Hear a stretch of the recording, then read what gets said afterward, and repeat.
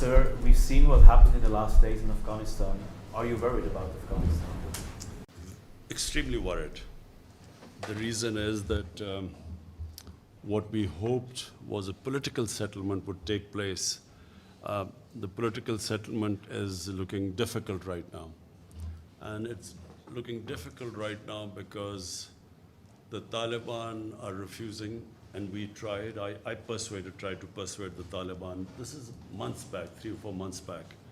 The Taliban senior leadership came here and we tried to persuade them to come to some sort of a political settlement. The only thing that would stop Afghanistan from descending into anarchy is a political settlement. But unfortunately, the Taliban, when they were here, they felt that they refused to talk to Ashraf Ghani. Their condition is that as long as Ashraf Ghani is there, we are not going to talk to the Afghan government. And here I want to say that in 2019, when Pakistan persuaded Taliban to start talking to the Americans, I suggested that there should be, before the presidential election, there should be an interim government so that the elections would be inclusive. But unfortunately, the Afghan government was very critical about this remark about there being an interim setup. And they went ahead with the elections, and President Ghani got elected. Now, once President Ghani got elected and the Taliban got excluded, it was always going to be a problem from then onwards, because Ashraf Ghani insisted that the Taliban should talk to him. The Taliban did not recognize him, they didn't recognize the elections, and they would refuse to talk to him. So that's where the problem started. And that problem still is there.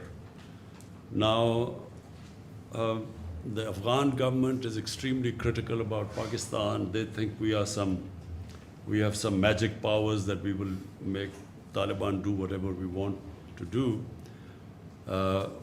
They don't realize that that the Taliban, the moment the Americans started drawing down their troops, and especially when they gave an exit, from then onwards, our leverage on Taliban was minuscule, diminished, because the Taliban thought they had won the war.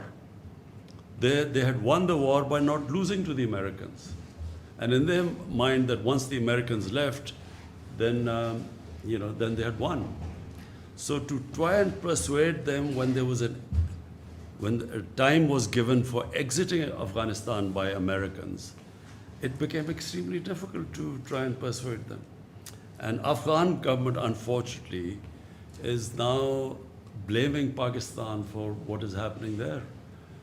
They somehow think that Pakistan has supernatural powers. We are a superpower plus, which can, which has such power that 70,000 Taliban can take on 300,000 Afghan government troops with aircrafts and with modern weapons, and somehow, we have that power to make them win.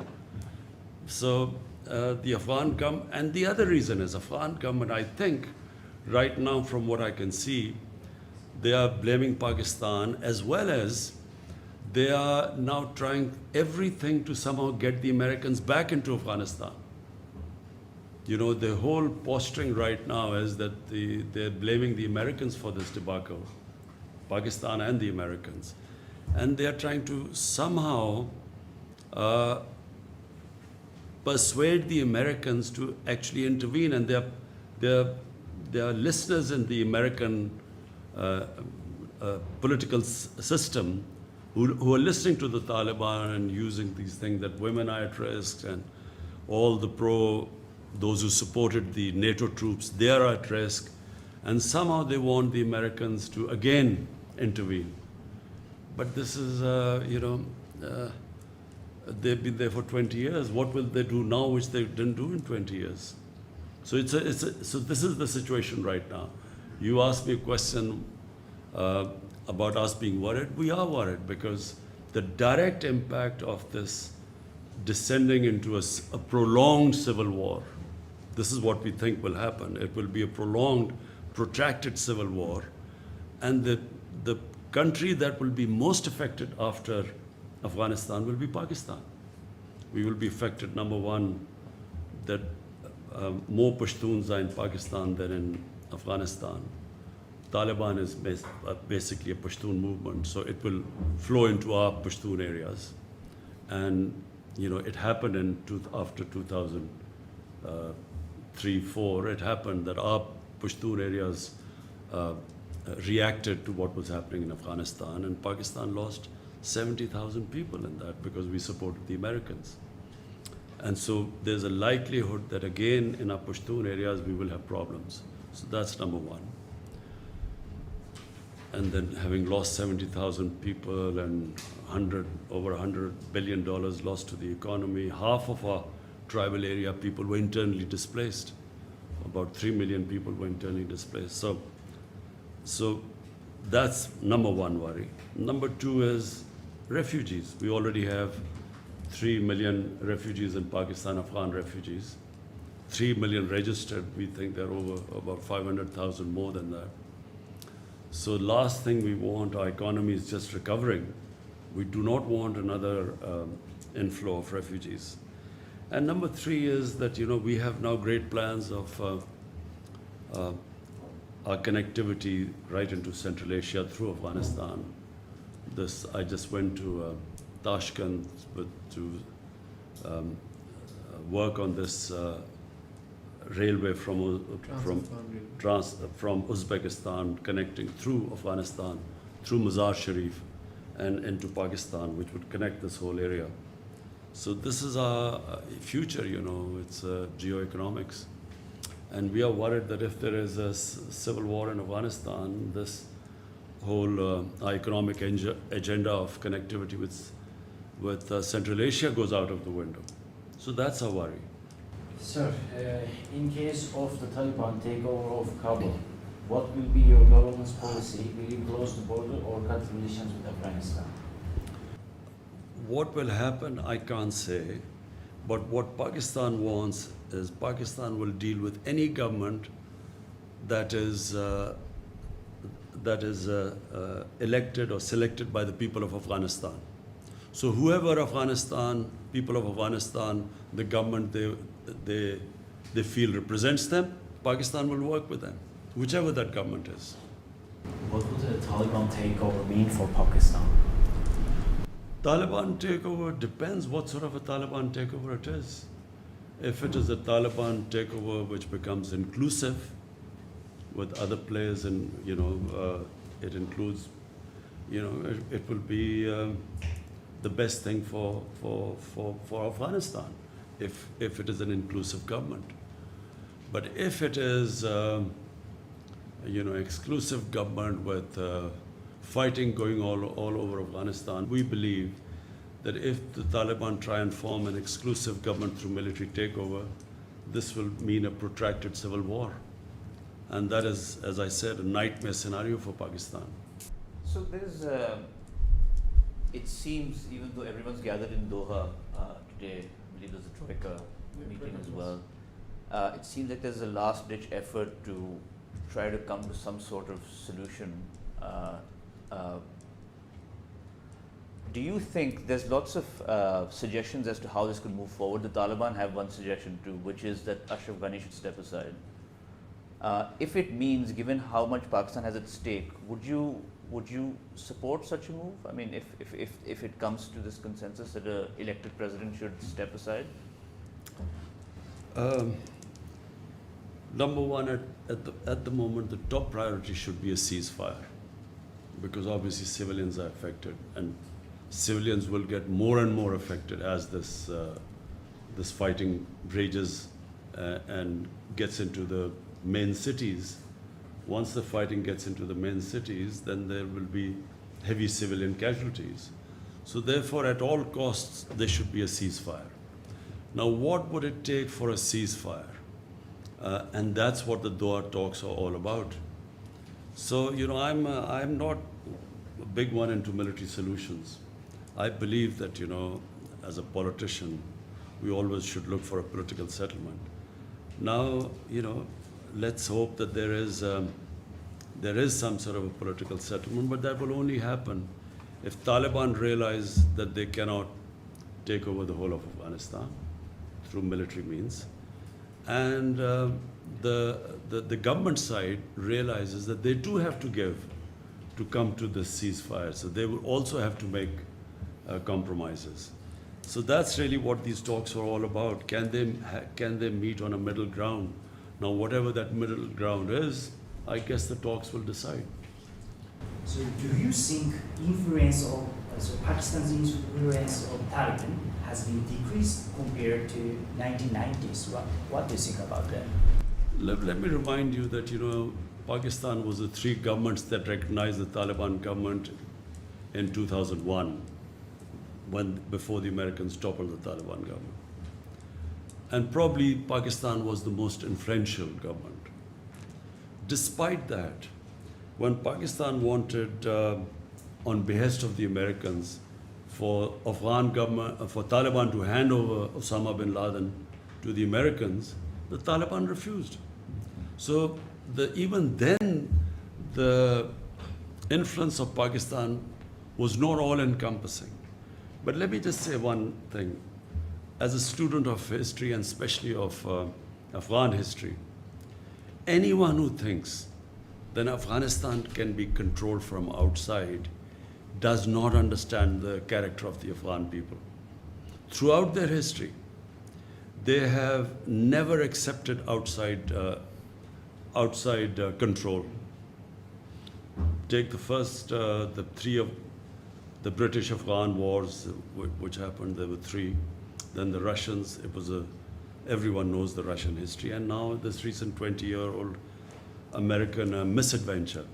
So if you look at all of them, one thing comes out, that the Afghan people of Afghanistan they cannot be made puppets. If I was the Pakistani policymaker in the 90s, I would not have encouraged this idea of strategic depth, which Pakistan policy was at the time. Very understandable, because the 7 times size of Pakistan is India, a hostile eastern neighbor. And the Pakistani security setup was always worried about Pakistan facing two fronts, east and west hostilities. So therefore there was always an attempt to have a pro-Pakistan government in Afghanistan. But in my opinion, whichever government comes into power in Afghanistan would have to work with Pakistan. And Pakistan should work with any government that comes, which is selected by people of Afghanistan. Rather than trying to influence governments in Afghanistan, if you look back at the history, it does not work. The Afghan people do not accept it. So even now, when we talk about if the Taliban takeover takes place, will it be a pro-Pakistan government? Whichever government comes into Afghanistan, it will, if it is ever perceived to be controlled from outside, it loses credibility within Afghanistan. People of Afghanistan will only back a government that represents their people and stands for their interests. So therefore, my policy, ever since my government has come into power, we have reached out to all the Afghan factions, to the Northern Alliance, to who were perceived to be anti-Pakistan. Hamid Karzai I've talked to, Abdullah I invited, I talked to them. All of them we try to convince that, look, we now have no favorites in Afghanistan. Whichever government comes into power, Pakistan will work with them. There's often the view, we talked about this week, the view in the West and also in Afghanistan, that once the Taliban take over in Afghanistan, Pakistan would have achieved its final goal. Is that a misconception? You see, again I repeat, if the Taliban take over, because Afghanistan is ethnically divided population. Pashtun are only about 45% of the population. Then there are Tajiks, then there are Hazara, Uzbeks. So it's a Afghanistan, the reason it has been a decentralized government is because of the different population mix. So therefore, if one population tries to impose itself on the rest, one ethnic group, there will be a constant, what's the word, unrest in Afghanistan. And that is not what Pakistan wants, which is why we want an exclusive government. Because if there is unrest, Pakistan will be affected because, as I said, we have a larger Pashtun population here than in Afghanistan. And Pashtun are probably the most xenophobic people on earth. They fight each other normally, but when there is an outside thing, they all get together. And so it affects. So Pakistan got sucked into Afghanistan after 2001 when we, when we sided with the American war on, supposedly war on terror, but this converted into something else. And we had a civil war in our tribal areas. And that was the main reason. We had two reasons why Pakistan lost 70,000 people by joining the Americans. Number one, the old jihadi organizations which were created to fight jihad against the Soviets, they all turned against Pakistan because Pakistan suddenly was telling them that against Soviet occupation it was jihad, but against American occupation it's terrorism. So they turned against Pakistan. And then second was in the tribal areas, there was literally a civil war against Pakistan because we were pro-American. Basically all the sympathies were with Pashtuns, not Taliban, with the Pashtuns. And they turned against there was as I said, half the population was internally displaced of the tribal areas, which still is recovering from the devastation. Hence, it's in Pakistan's interest that there is a political settlement and all factions come, a government that represents everyone. Reportedly, is U.S. fighter jet are coming from Qatar to Afghanistan through Pakistan's airspace. So is it true? And is there any agreement with the United States? We have made it very clear that Pakistan is not, first of all, our soil will not be used to be, so that we get again embroiled in an Afghanistan civil war. So we do not want any bases in Pakistan.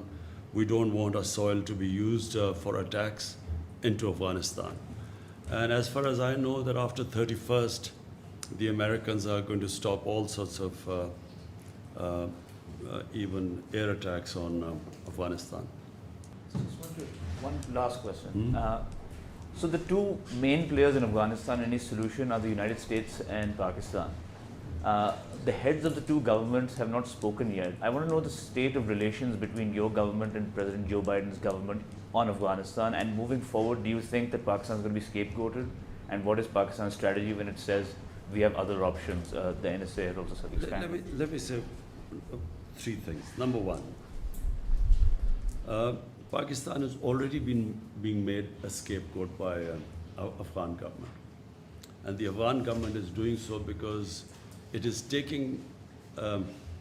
it is blaming Pakistan for all the misgovernments and the kleptocratic government that Afghanistan has been.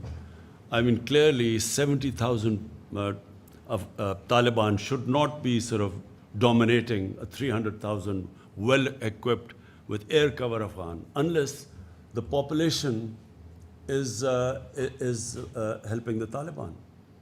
It cannot happen otherwise. So rather than looking at the reasons why they have not been able to provide the governance that was required for winning over the population, and secondly, the whole hasty way that the Americans have suddenly left. The Americans, if you wanted a political settlement, common sense is that you do the political settlement from a position of strength. So when you have 150,000 NATO troops there, that was the time to do a political settlement.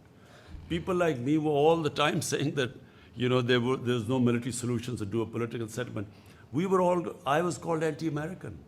I was called Taliban Khan because of that. And people like us were sort of sidelined for even talking about a political settlement.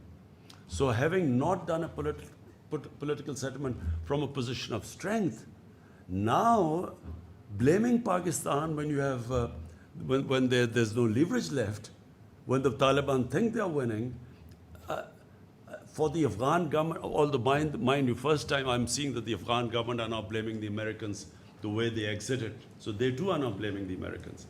So finally, and the other thing about, I keep having the President Biden hasn't called me. Well, it's his option if he wants to call or not. It is business if he thinks it's necessary or not. I mean, not that I am waiting for any phone call. It's his prerogative. There's our friends are visiting from Delhi, so I just thought maybe we can have a difference of strategy in Delhi and Pakistan on Corona also. The way we fought is totally different. Can I ask one last question towards Afghanistan? You're a close ally to China. What would you see the future role of China in Afghanistan? I think the answer to your question also is that I think that the Americans have decided that India is a strategic partner now. And I think that's why there's a different way of treating Pakistan now. And also they feel that we're very close to China, and then they want to sideline China. So I think in the broader strategic policy of the US, I think that's what is reflected in the way they have dealt with Pakistan. Pakistan is just considered only to be useful in the context of somehow settling this mess which has been left behind after 20 years of trying to find a military solution when there was not one. I feel that China is an emerging superpower, and China is, for us, for Pakistan, it's very important because China has helped us in a very difficult time. So we are obviously grateful to China the way they've helped us. But it's not an exclusive thing. Even CPEC for us is we've invited all the countries, Europeans, any country can join us in this. Pakistan's main concern now is economics. Our real concentration is now to lift, we have 220 million people. My main job is to look at their well-being, lift people out of poverty. And from that point of view, China has been very helpful because China has done probably no in human history, no country has ever done, lifting almost 700 million people out of poverty. So that's really our main, where China is helping us a lot. Will China have a role in Afghanistan? China is a neighbor. Obviously China will have a role in the rebuilding of Afghanistan. Yes, I think so. Sir, can I have just one last question? Turkish President Recep Tayyip Erdogan has proposed to involve Pakistan and Hungary to protect and run Kabul's international airport following the withdrawal of other NATO-led foreign troops. So far, no clear response has come from Pakistan. What is the Pakistan position to safeguarding the Kabul airport? I've just had a meeting with Turkey's defense minister, and we will be trying. The best thing is for Turkey and the Taliban to have a face-to-face dialogue, so both can talk about the reason why that Kabul airport has to be secured. And so we will be talking to the Taliban to use our influence for them to have a face-to-face talk with Turkey.